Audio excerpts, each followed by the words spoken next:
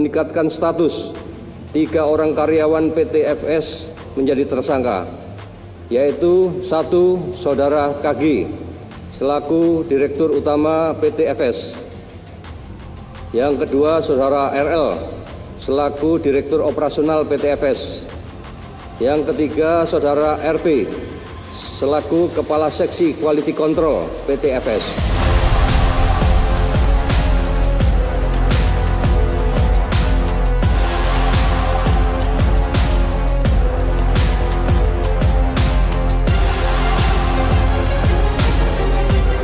Saya bersama dengan Direktur Tindak Pidana Ekonomi Khusus Barreskrim Polri, Brigadier Jenderal Polisi Helvi Asgaf, yang juga merupakan Kepala Satgas Pangan Polri. Terima kasih sekali lagi sudah menerima kami, Jenderal. Terima kasih. Ya. Pak Direktur, kami harus bicara mengenai menindaklanjuti apa yang disampaikan oleh Presiden. Usut tindak sita, ini kaitannya dengan beras oplosan. Sejauh ini apa yang sudah dilakukan? Ya. Terima kasih, Pak Bram. Selamat pagi. Perlu kami sampaikan bahwa Satgas Pangan sangat concern terkait dengan atensi Bapak Presiden karena memang saat ini sangat merugikan masyarakat kita. Terkait dengan tindak lanjut apa yang harus dilakukan oleh Satgas Pangan, yang pertama kita segera melakukan penyelidikan awal. Setelah melakukan penyelidikan awal dan ditemukan adanya perbuatan melawan hukum, maka kita segera membuat laporan polisi. Selanjutnya kita melakukan penyidikan. Dalam proses tersebut, alhamdulillah kita mendapatkan barang bukti berupa sampel-sampel di toko-toko retail modern maupun tradisional. Hasil dari penyelidikan kita dari sampel tersebut langsung kita lakukan uji lab. Tidak sesuai dengan standar mutu yang seharusnya.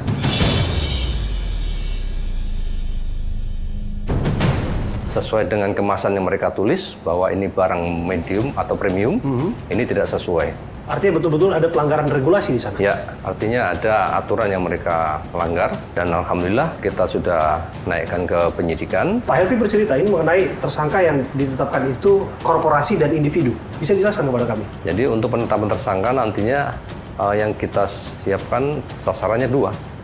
Korporasinya, kemudian personnya.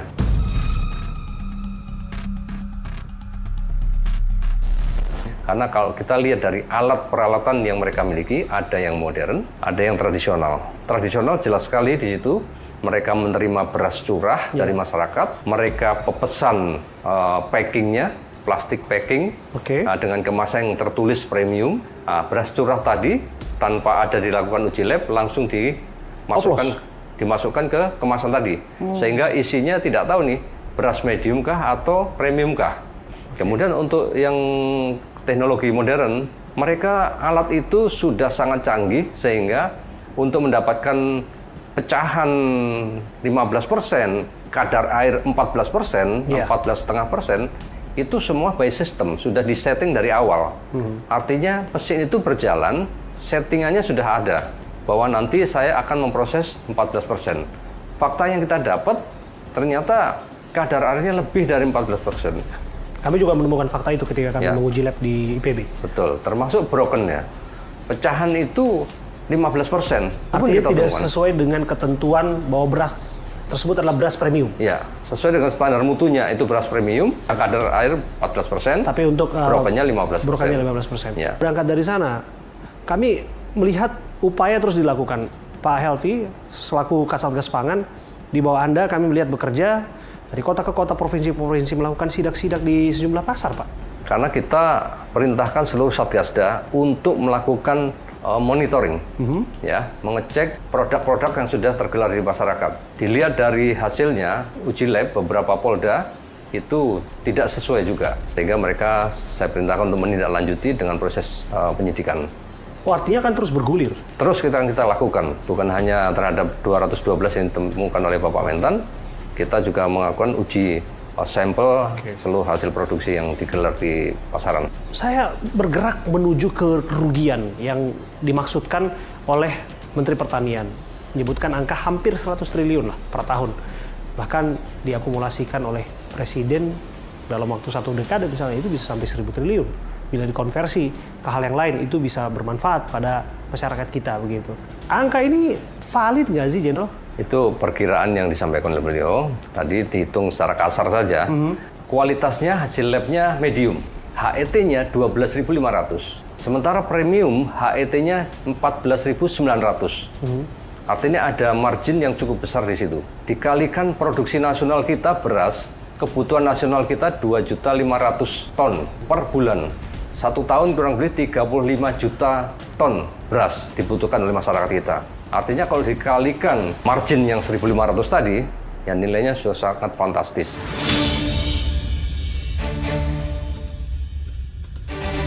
Mewakili pertanyaan publik berikutnya, kalaulah demikian, mengapa tidak ditindak sebelum-sebelumnya? Kita sudah melakukan penindakan di beberapa kali kegiatan temuan Satgas Pangan, namun kan tidak pernah dirilis.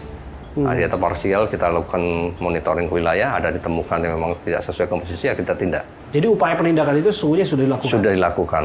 Dari sana kemudian, Jenderal, kita juga melihat bahwa kami ke lapangan dan bertemu dengan para pedagang. Mereka agak kebingungan dengan apa yang disebut sebagai beras oplosan. Karena di Pasar Induk Cipinang misalnya, mereka melakukan praktek mengaduk, mencampurkan beras premium dengan beras lainnya atas dasar permintaan konsumennya. Nah, sekarang itu praktek ini tidak dilakukan kembali karena khawatir mereka ditindak. Bagaimana menurut Jenderal mengenai itu? Yang dimaksud di sini oplosan mungkin ya, nah masyarakat mereka di pasar tradisional kan ada retail modern, ada tradisional. Yeah. Yang modern ini mau menjual beras-beras dalam kemasan dengan packing 5 kilo maupun 10 kilo. Ya kan? Sementara pasar tradisional mereka membeli dengan harga yang karungan. Betul. 50 kilo. Iya, dan di packing ulang. Nah, di repackingnya di pasar tradisional tersebut sesuai dengan permintaan. Di sini ada 50 kilo yang mungkin dimasukkan di dalam lapak-lapak atau masih dalam karungan. Ini beras Rojo Lele, ini Sentra Ramos, ini Pulen. Tinggal mereka mau yang mana. Saya minta ini sama ini, campur jadi satu. Itu tidak masalah. Itu nggak masalah? Tidak masalah. Karena berasnya memang beras curah.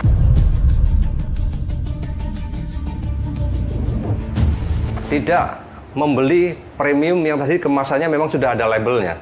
Oke. Sehingga ada standar mutu yang mereka harus jaga. Sementara untuk yang di tradisional mereka beli kadang-kadang literan.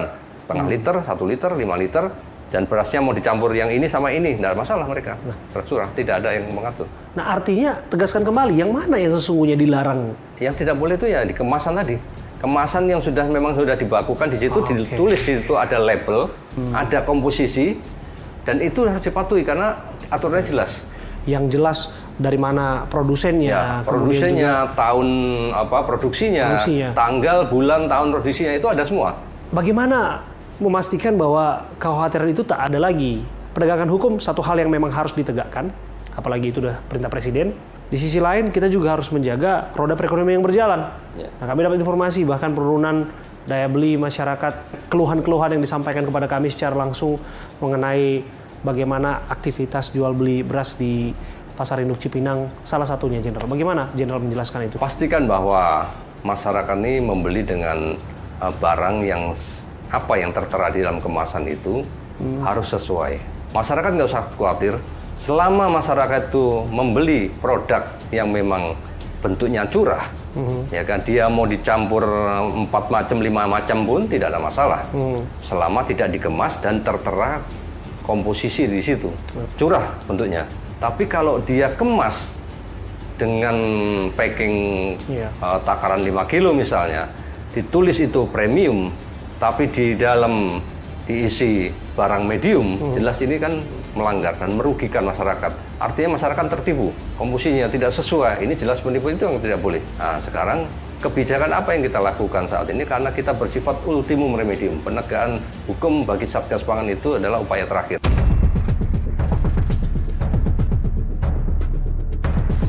Kita tetap memperhatikan kebutuhan masyarakat.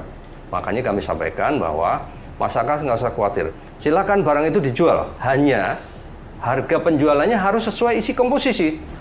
Kalau kualitasnya tadi medium, ya jual harga medium. Harga medium HET-nya 12.500, ya 12.500. Jangan dijual dengan harga HET-nya premium. Itu yang tidak boleh. Kalau masih ada yang terjadi, ya kami tindak.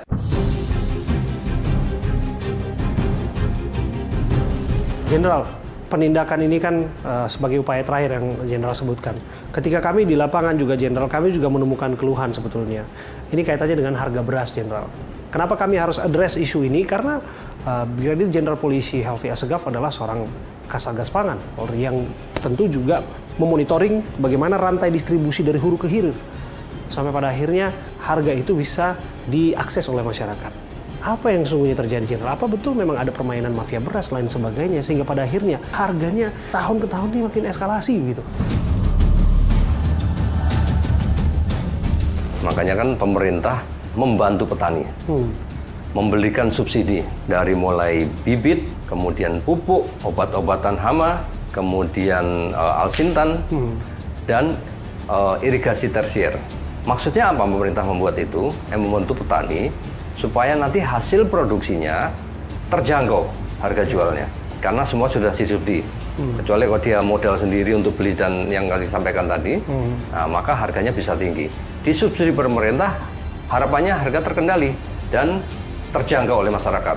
Tapi faktanya di lapangan, oknum-oknum pelaku usaha ini saling berebut bahan baku. Mereka mau perusahaannya besar, setelah masa panen, semua mendatangi sana untuk mendapatkan bahan baku ini tadi. Gabah. Ya, dibeli dengan harga lebih daripada yang lain. Yang tadinya dia jual mungkin 6.500, mereka siap membeli dengan harga 6.700. Ya kan, di atas itu. Nanti datang lagi, berapa ini dijual? 6.700. Saya beli 7.000. Mereka akhirnya berebut bahan baku. Akhirnya yang mendapatkan bahan baku tersebut ya dia produksi. Otomatis kualitasnya juga pasti dia tahu, karena dia produksi dengan harapan bisa dijual premium. Sementara petani memproduksi dengan harga subsidi. 12.500 itu subsidi.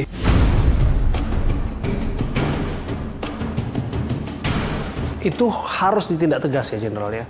Memastikan bahwa mafia-mafia pangan ini tidak bermain di sana. Apa upaya yang sudah dilakukan oleh Brigadir Jenderal Polisi Helvi Assegaf? Satgas Pangan mempunyai 3 tugas. Yang pertama, menjaga stabilitas ketersediaan stok. Kemudian menjamin bahwa distribusinya aman sampai dengan ke end user, pengguna, konsumen. Yang 3 yaitu harga. Apa yang dilakukan oleh oknum-oknum itu semua bisa bermuara pada harga. Terjadi kelangkaan di suatu daerah, terlambat distribusinya, kualitas yang tidak sesuai, pengaruhnya besar sekali terhadap harga. Apa yang ingin Jenderal sampaikan, pesankan kepada mereka-mereka yang masih mau bermain curang? Para mafia pangan yang berusaha untuk mengganggu stabilitas pangan nasional. Kami dari Satgas Pangan, dari Polri dan jajaran sangat berkomitmen memastikan bahwa seluruh pelaku curang ya yang merugikan masyarakat pasti akan kita tindak tegas, dan saya harapkan berhentilah untuk melakukan praktek-praktek curang terhadap produksi pangan kita yang harusnya itu menjadi kebutuhan pokok masyarakat. Tidak boleh ada penimbunan, tidak boleh ada perbuatan curang, dan pastikan harga terkendali sesuai harapan pemerintah.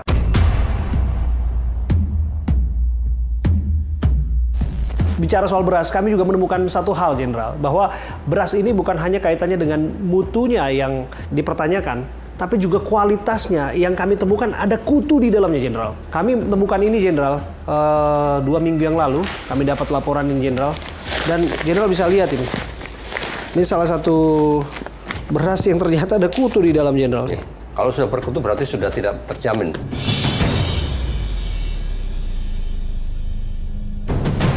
Sudah tidak terjamin. Kan gitu kan? Artinya komposisi di sini harus kualitasnya bagus, tidak ada kutu. Kan tidak ada di komposisi boleh berkutu, nggak ada. Artinya ya semuanya harus bersih. Kondisi siap untuk digunakan atau dikonsumsi oleh masyarakat. Dan itulah tugas yang sedang dilakukan oleh Jenderal dan jajaran untuk memastikan barang-barang seperti ini tidak akan ada lagi di pasaran. Tidak boleh terjadi, tidak boleh terjual lagi. Harus segera ditarik oleh pelaku usaha supaya tidak merugikan masyarakat.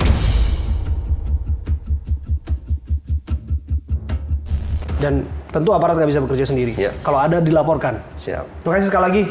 Kami berharap yang terbaik untuk tugas-tugas Anda, Brigadir Jenderal Polisi Helvi Assegaf. Terima kasih.